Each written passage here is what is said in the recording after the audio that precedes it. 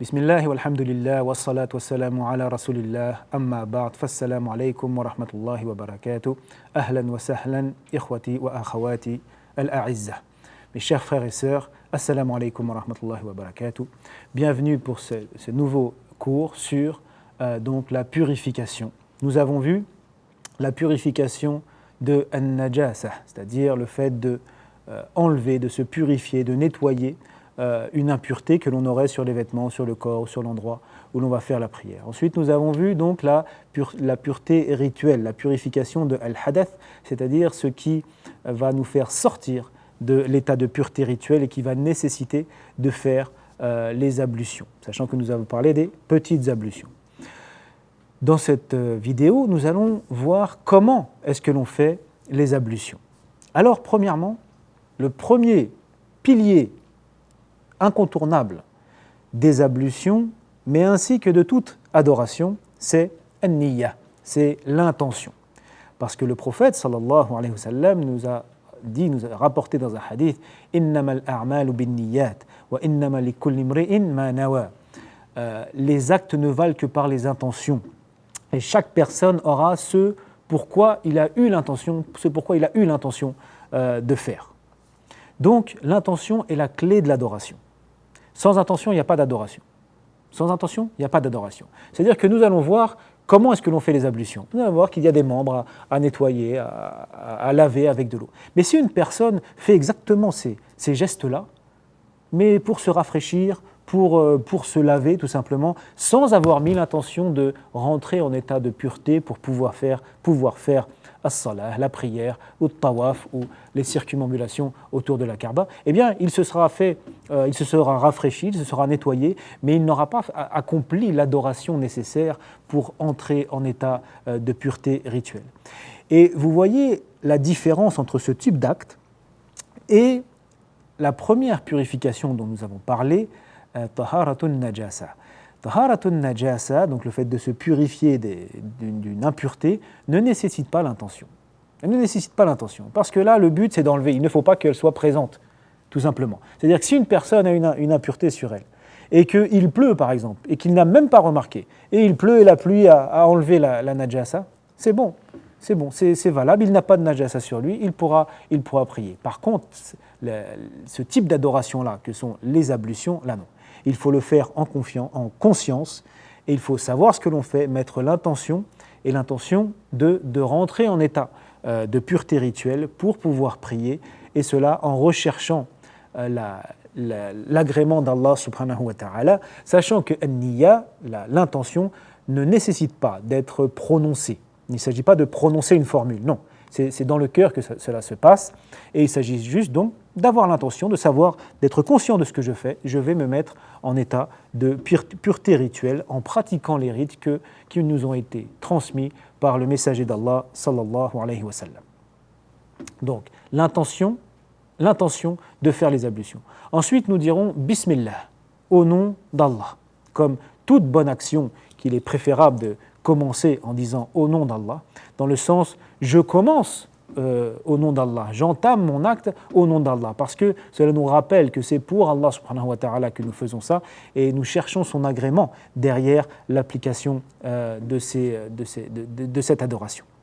Donc, l'intention, Bismillah, et ensuite nous allons laver 3 fois les mains, ainsi, jusqu'au poignet compris. Il y a 3 fois les mains jusqu'au poignet, 3 fois comme cela.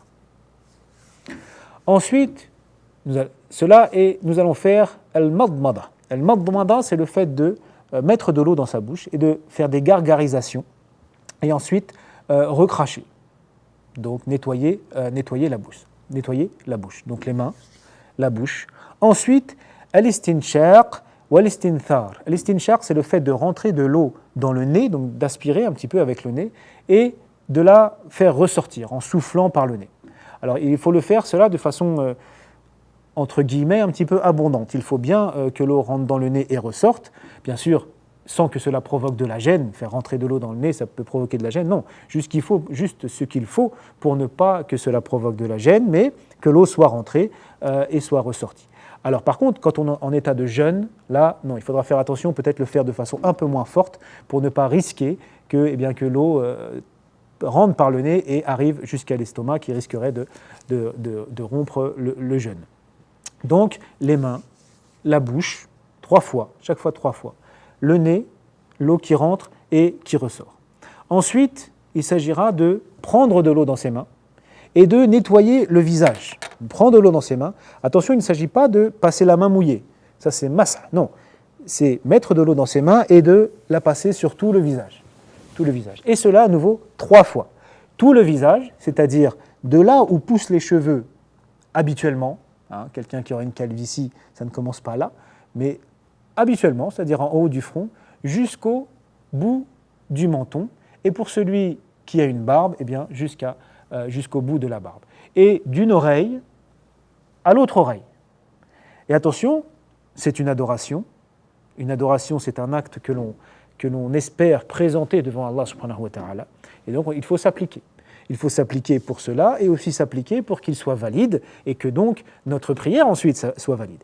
Donc il faudra faire attention, pas juste ça où on risquerait de ne laver que une partie du visage. Non, bien de là jusqu'en bas, jusqu'à la barbe ou le bout du menton et d'une oreille à une autre. Cela 3 fois.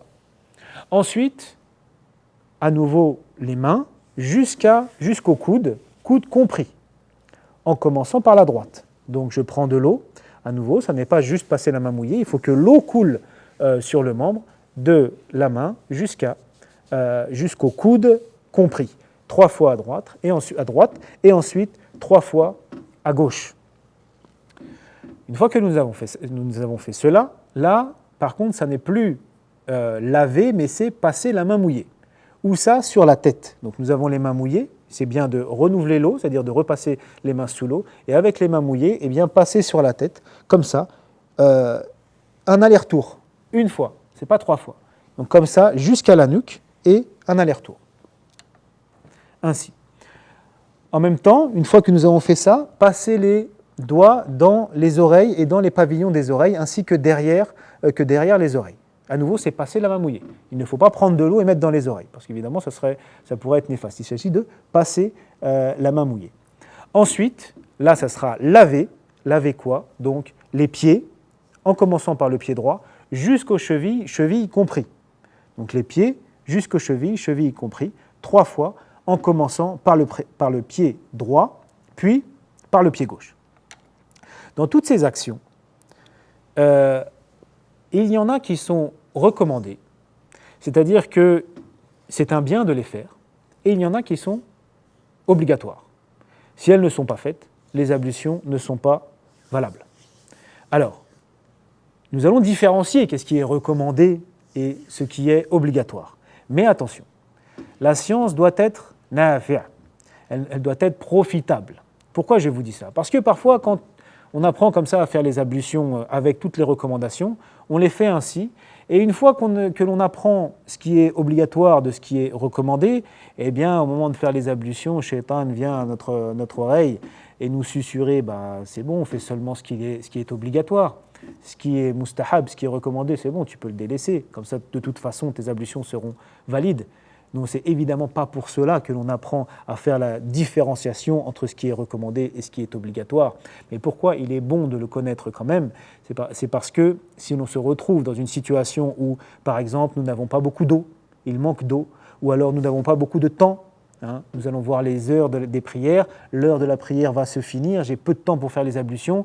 Dans ces cas-là, effectivement, c'est bien de savoir ce qui est obligatoire et de se limiter à ce qui est obligatoire pour éviter de rater la prière ou de ne pas avoir assez d'eau pour faire ce qui est obligatoire. Mais sinon, les actes recommandés doivent être faits si nous n'avons pas rien qui nous empêche de les faire. Attention, parce que là, pourquoi je vous ai parlé de science profitable, le prophète sallallahu alayhi wa sallam se demandait à Allah la protection une science qui ne serait pas profitable. Et si d'acquérir de la science nous amène à délaisser les actes recommandés, alors clairement notre science n'est pas profitable.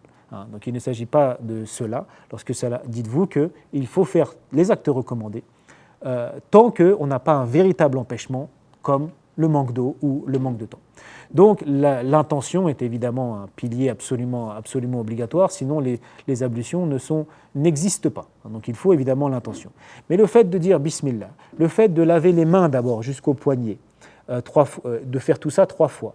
Laver la bouche, laver le nez, tout ça, cela est recommandé. Donc il faut le faire, mais si vraiment nous avons un empêchement, il est possible de ne pas le faire. Par contre, le visage, ça est une obligation, ainsi que les mains jusqu'au coude, la tête mouillée, passer la main mouillée sur la tête aussi, tout ça c'est une obligation, et les pieds également, tout ça c'est obligatoire. D'accord ? Mais ce qui va être recommandé, c'est donc les mains en premier jusqu'au poignet, et de faire tout cela 3 fois, de commencer par la main droite.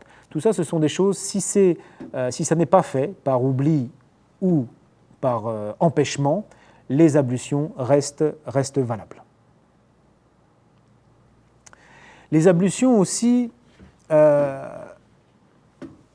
ont une dimension, il ne faut pas rester uniquement dans l'aspect fiqhi, jurisprudentiel et froid. Les ablutions ont une dimension aussi rouhani, une dimension spirituelle. Elles sont une préparation à la prière. Évidemment, nous verrons dans le chapitre sur la prière qu'il est important que cette prière elle soit faite avec concentration.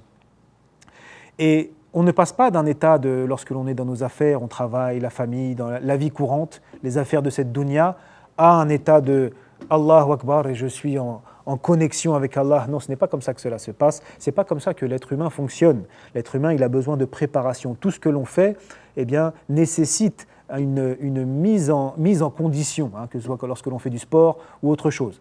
Eh bien, parmi les actes qui vont nous permettre de rentrer, de se mettre en condition pour être en connexion avec Allah subhanahu wa ta'ala dans la prière, il y a les ablutions.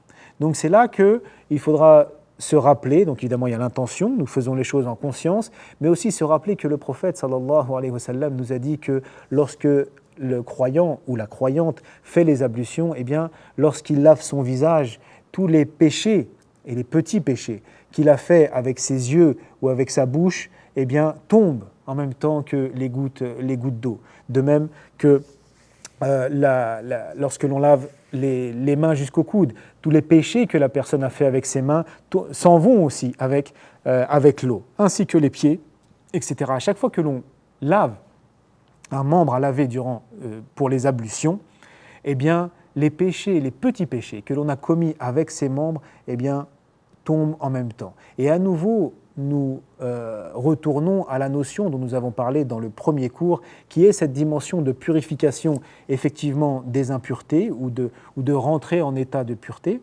mais aussi cette purification eh bien, des péchés qui sont une souillure. D'ailleurs, l'invocation à faire une fois que l'on a fait ces ablutions est Allahumma j'alni minat tawwabin wa minal mutatahhirin. Minat tawwabin, c'est-à-dire, oh Allah, fais de moi, compte-moi parmi ceux qui se repentent beaucoup. Tawwabin, ceux qui se repentent beaucoup, donc qui se repentent des péchés. Wa minal mutatahhirin, et parmi ceux qui se purifient. À nouveau, nous avons les deux dimensions, et cela est l'invocation à dire après les ablutions, rapportée du prophète sallallahu alayhi wa sallam. Et évidemment, ce n'est pas un hasard s'il y a ces deux dimensions de purification des péchés et de purification des impuretés, ou alors des impuretés rituelles comme nous l'avons vu.